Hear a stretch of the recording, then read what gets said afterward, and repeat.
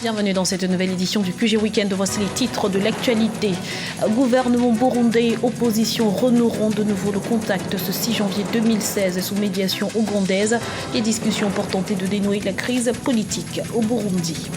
En Côte d'Ivoire, le président Alassane Ouattara s'est adressé à la nation ce jeudi à l'occasion des traditionnels vœux de fin d'année, l'occasion de faire le bilan de l'année écoulée. Et parallèlement, le processus d'indemnisation des victimes de la crise post-électorale de 2010 a pris du retard. Sur les 4500 concernés, seules quelques centaines auraient à ce jour obtenu réparation.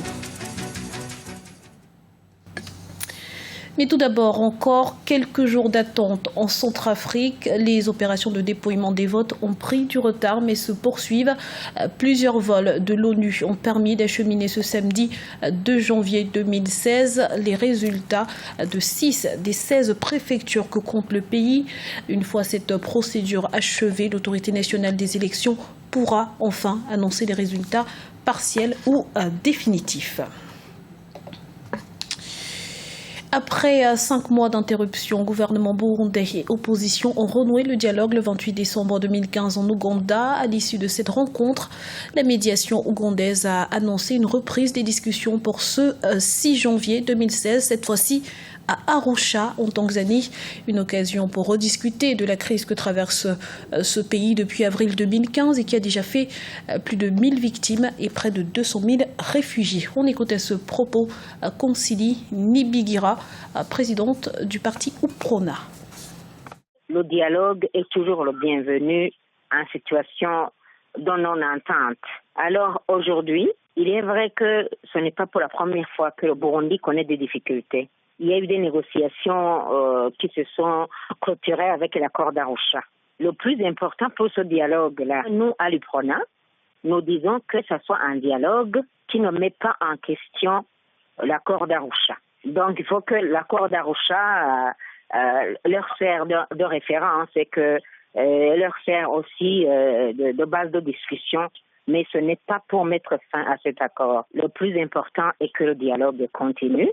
Et aussi, ce que je dirais, c'est que les partis au conflit, si je peux me permettre d'utiliser le terme, parmi eux, il y en a qui ont organisé les manifestations, il y en a qui ont préparé le putsch. C'est ça que nous appelons les préalables. Parce que le putsch a raté, il faut absolument qu'on négocie. C'est autant de questions qui doivent être peut-être résolues avant. Sinon, ça risque de faire perdre du temps. Parce qu'on doit d'abord lever ce genre d'équivoque. En Côte d'Ivoire, le président Alassane Ouattara s'est adressé à ses concitoyens ce jeudi 31 décembre 2015. Dans son allocution, il s'est félicité de la stabilité politique et de la croissance retrouvée et a réitéré son engagement en faveur de la réconciliation nationale. Les précisions d'Olivia Hiré-Dobré.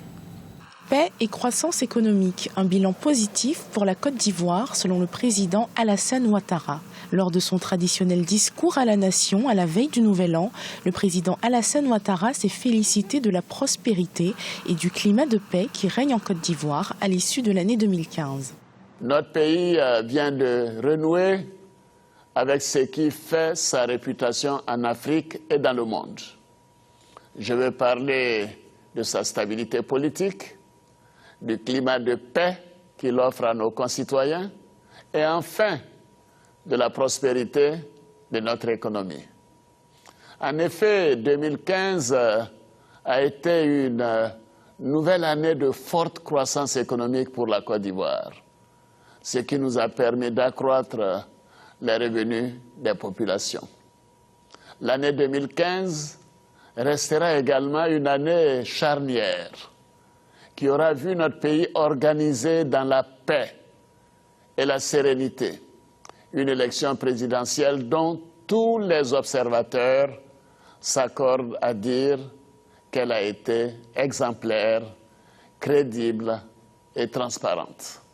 Lors de ce discours, le chef de l'État ivoirien a réitéré sa volonté d'organiser un référendum constitutionnel en 2016 et promis de lutter contre la pauvreté et le chômage des jeunes. Il s'est aussi engagé à poursuivre des actions en faveur de la réconciliation nationale. Je me suis engagé personnellement en faveur de la réconciliation nationale. Et je peux vous assurer que cette réconciliation est bel et bien en marche. Conformément à mes engagements, j'ai entrepris ces dernières semaines différentes consultations avec nos rois et chefs traditionnels, nos guides religieux et les membres de la CONARIV afin de recueillir leurs avis et propositions sur notre processus de réconciliation nationale.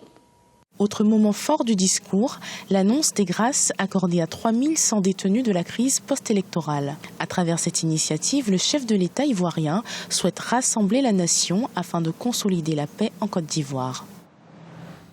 Et à ce propos, justement, le processus d'indemnisation des victimes de la crise post-électorale de 2010 piétine. La CONARIV, Commission nationale de réconciliation et d'indemnisation des victimes, est pointée du doigt par les ayants droit des victimes. Voyez ce reportage d'Olivier Conan, notre correspondant en Côte d'Ivoire. La lenteur dans l'indemnisation des victimes de la crise post-électorale de 2010, dénoncée en Côte d'Ivoire. Ce processus, qui a démarré le 4 août 2015, permet aux victimes ou à leurs parents d'obtenir réparation. Malgré les années qui passent inexorablement, la douleur de la perte des êtres chers est toujours vivace. Il est difficile d'oublier, de tourner la page. Des prises en charge psychologiques sont proposées aux personnes affectées par les dégâts et affrontements consécutifs à l'élection présidentielle de 2010. J'ai perdu mon petit frère. Il est comme un camarade, un ami, tout pour moi. C'est vrai qu'on dit on oublie, mais c'est une plaie vraiment qui est cicatrisée un peu. Le PNCS, Programme national de cohésion sociale, a commencé l'indemnisation des victimes et leurs ayants droit.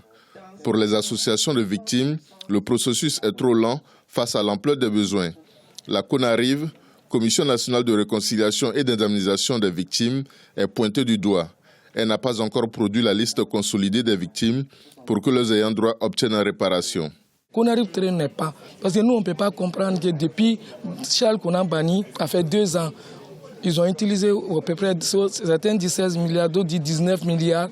Maintenant, lui il dit que sa liste, 72 000 francs victimes étaient consolidés et c'était prêt à payer. Mais aujourd'hui, CONARIV nous fait retourner que ce n'est pas consolidé. Nous on demande pardon à Monseigneur Awana. S'il peut accélérer aussi, lui aussi, vraiment, nous demandons pardon, Monseigneur, les blessés, les morts, les nombreux dégâts, les gens t'attendaient. Le PNC s'est chargé de l'indemnisation des victimes pour le compte de la CONARIV. Selon elle, la lenteur constatée dans la réparation des dommages est parfois le fait de dissensions familiales. Les personnes qui n'ont pas encore reçu leur chèque, c'est dû à quelques petites difficultés. C'est le fait que parfois dans une même famille, il y a plusieurs personnes qui veulent prendre l'argent. Et nous, on ne peut pas se mettre dans les histoires de famille. Donc, on attend que la famille soit d'accord pour nous donner le nom d'une seule personne qui va prendre le chèque au nom de la famille. Environ 2/3 des 3500 victimes décédées lors de la crise post-électorale ont été indemnisées. Les 1000 personnes blessées reçoivent une prise en charge médicale. Le PNCS attend la production des listes consolidées de la CONARIV pour procéder à l'indemnisation et payer les réparations à toutes les victimes des crises ivoiriennes depuis 1990. C'était le journal de la rédaction. Merci pour votre fidélité. Retrouvez dans un instant une nouvelle édition de l'information sur Africa 24.